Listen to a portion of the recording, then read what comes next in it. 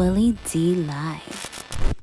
Speaking along those same lines, man, what the hell happened to Atlanta? When ran into you back in 2000 and you was popping in 2000, doing your stuff that you was doing in 2000, Atlanta was wide open for commerce, for black commerce. Yeah, it was crazy. It was wide open, for group economics. Everybody was like, you go over to this dude, man, to the tire shop. He said, here go my partner who own the record store. You know what I'm saying? You get over there, he say, here go my buddy, you looking for a place to stay? Here's my partner, he's a real estate agent. You get over here to the real estate agent, here's my boy, he sell cars. It was like that in Atlanta. Yeah, it was. It was so obvious, too. That's why I stayed. It was very obvious. Yep. It was obvious. I mean, you could see them. Yep. You could see it in real time, in real motion. And then all of a sudden, the damn mid-2000s happened. Yeah. And the music. Good God. I know nobody want to say the music the whole nine, but Jermaine Dupri said it. He from there. So I'm on. If he said it, then I could say it. Except for that Atlanta changed. But it's what happened with the world. The youth changed. The sound came in and people mental. Don't forget, man, there's no more spiritual. For those who believed in a higher power, there's no more of that. They got rid of that. They got rid of him. So now there's a child out there that has no fear. Because don't forget, you don't fear God. But that's the only one that you learn to fear. There's nobody left to fear. So as man, it's like, yo, them kids don't got no fear at all out there. None. And the reason why that they commit suicide or they have this emotion they can't deal with. See, don't forget, remember we grew up, we was able to deal. They don't know what this is when they start feeling funny. They start whatever this and that. They don't know what that is. They ain't used to that. Don't forget, they here. They looked at okay, what is depression?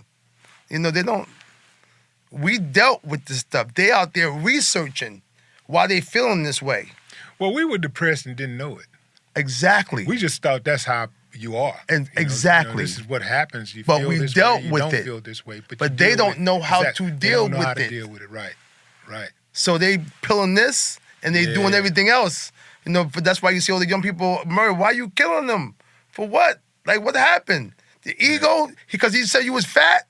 Yeah. Like, don't forget, we dealt with this. We was able to do rhyming, the LO Ice-T battles or the Kumo D battles. These is records. Yeah.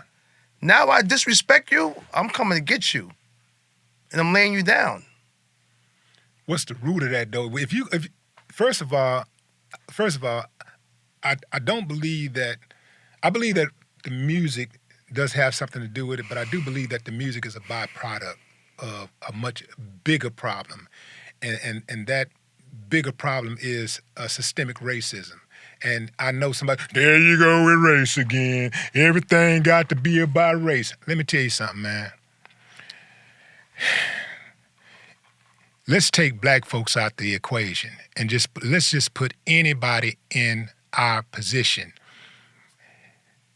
No group of people in the history of civilization has ever been able to reach its optimum, have a slight chance at reaching its apex when they're being targeted for failure by their own government.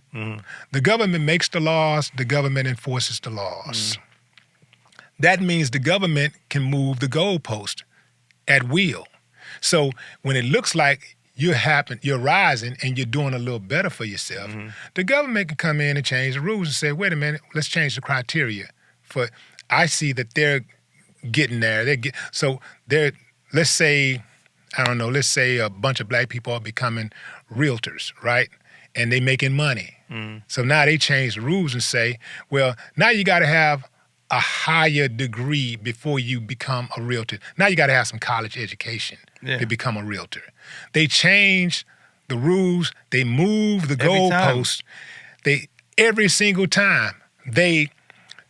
They will defund the schools and then blame the children and the parents for not being able to achieve a certain mark on a test. They create chaos and then sit back and either play the victim or the hero, depends on the scenario.